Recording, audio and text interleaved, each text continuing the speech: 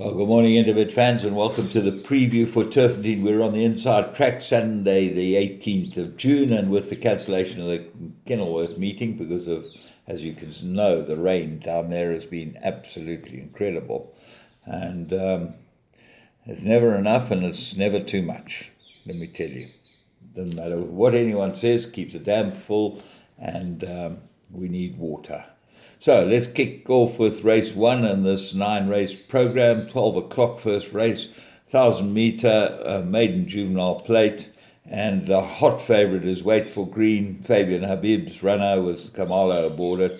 Well, the race is named after them and will be hard to beat. But Happy Analia, I think, is a player, and I think will go very well. So put the two of them in your play, and they should be able to fight it out. There's no talk about the first-timers, so just watch them going down before you have a bet.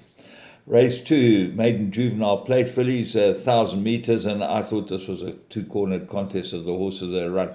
Well, let's talk about the horse that hasn't run, Manhunter. Speedy, fancied by the stable, Jaap Visser. He's always very transparent about what he thinks, and certainly deserves more chances. But Manhunter might be the business here. But draw 10, I think, is going to be a big problem for Dennis Schwartz. You know, for first timer to gallop up that hill from draw 10, it's going to have to be speedy to get to the front. So 8, C. Veloci with the blinkers. That's a blinkers edition. Big player. And 1, Contra Fiscum, the Azzy inmate, also looks like a big player, and they look like the 3 horses you need there. There has been a bit of money for Princess Lola, Roy Magna's horse, and certainly didn't indicate that in the comments. So, race 3, maiden juvenile plate fillies, and they go 1,600 metres. This looks like the 2 big stables will fight it out. Mike de Kock, Lady Chatterley, very nice first run, and Katera,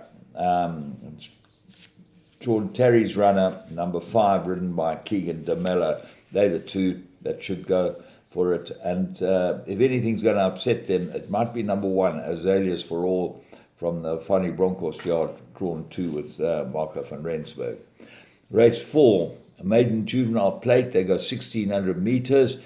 And when I looked at this race, I thought to myself, wow, this horse is absolutely the right one. Number 10, the front line. 17 to 10, I think it's still worth having a very close look at and probably getting involved in. Lorena rode it last time.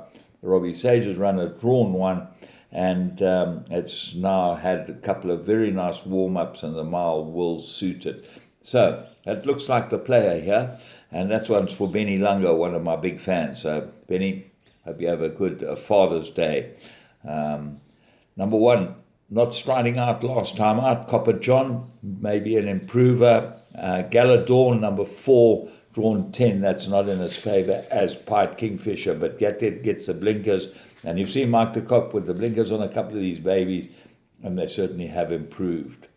Race 5, maiden plate, 2,600 metres on the inside track. Well, 3 scratchings here, 4, 5, and 8. So what are we left with? American Grayson, even money, but he does look extremely hard to beat. If he gets this trip, American Grayson, he should be able to win this. He's got the form. His 2 runs are pretty good, and they were over sprints. Time to Meditate has had 1 decent run, but gets Rachel Venica.